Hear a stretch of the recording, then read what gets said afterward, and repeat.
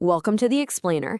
Today we're diving into something you've probably seen everywhere online, the dopamine detox. I mean, you've probably seen claims exactly like this, right? Influencers are promising that if you just give up, everything you enjoy, social media, good food, even hanging out with friends, you can basically fix everything from being unfocused to feeling unmotivated. So, what's the deal here? Is this legit science based on how our brains actually work?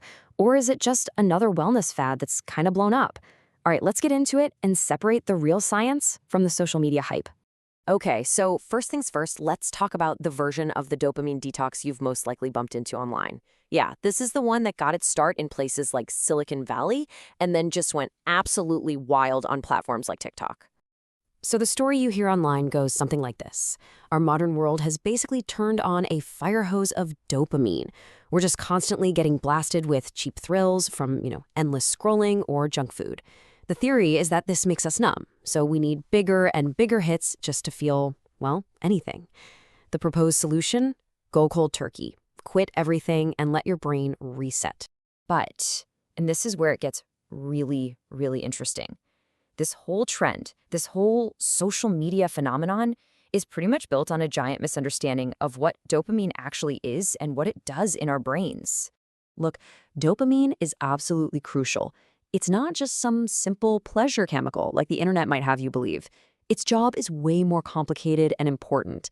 Think of it as a master messenger in your brain that's involved in everything from how you move, to how you learn, to the very thing that motivates you to get up and do something. Okay, so here's the key thing you really need to get. Dopamine isn't the feeling of pleasure itself. Not at all. It's the thing that makes you want the pleasure. It's the anticipation, the motivation, that little voice in your head that says, ooh, that looks good, go get it. Or, hey, remember that? That was awesome. Let's do it again. And this is a really big deal. You can't actually detox from dopamine. It's not a toxin you can just flush out of your system. In fact, if you could somehow magically lower your dopamine levels, you wouldn't feel reset. You'd be in serious medical trouble. We're talking about conditions like Parkinson's disease, which is literally caused by the death of these vital dopamine-producing cells. So, if the whole TikTok version is based on some pretty shaky science, you've got to wonder, where did this idea even come from? Well, it turns out there's a real clinical origin story here. It just got, shall we say, a little twisted along the way. To get the real scoop, we have to go right to the source. The person who actually came up with the term dopamine fasting is Dr. Cameron Seppa, a psychiatrist who created it as a very specific tool for therapy.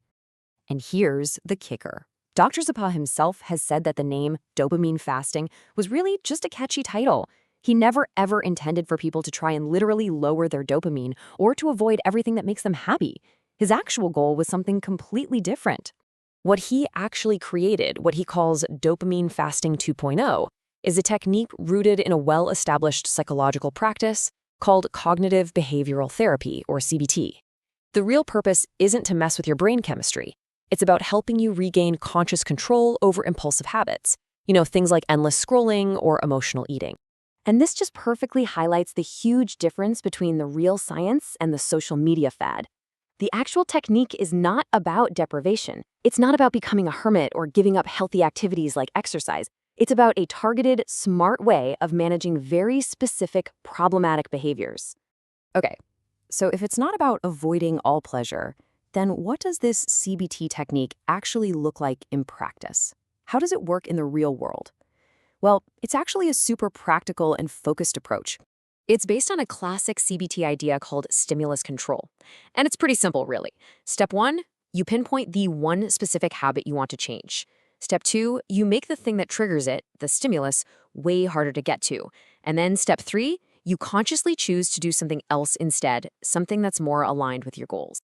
And that second step, creating those barriers, that's the secret sauce.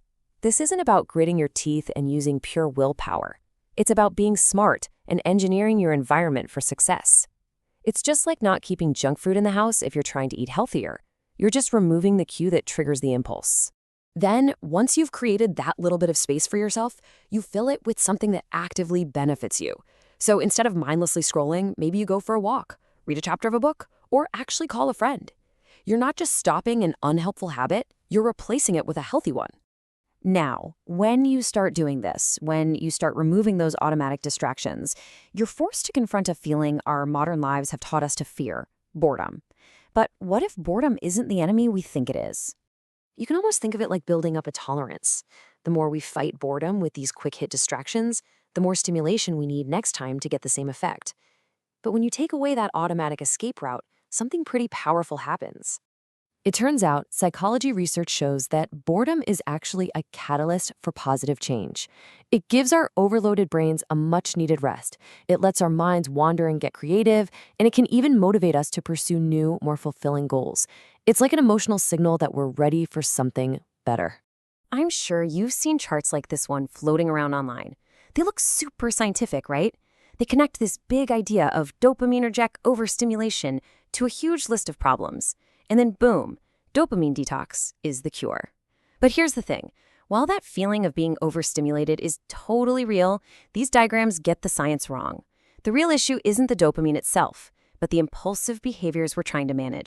All right, so we've covered a lot, from social media fads all the way to cognitive behavioral therapy. Let's boil it all down to the most important takeaway. Here's the bottom line. The popular dopamine detox is a myth. You can't, and you shouldn't, try to reset your brain chemistry by depriving yourself of everything. The real, evidence-based approach is about regaining control over specific, impulsive habits through mindful, practical techniques. And that really brings us to our final question. The feeling of being overwhelmed by distraction is real and valid. So maybe you can forget the extreme detox. Instead, what's just one specific, impulsive habit you could choose to mindfully manage differently, maybe just for a few hours today?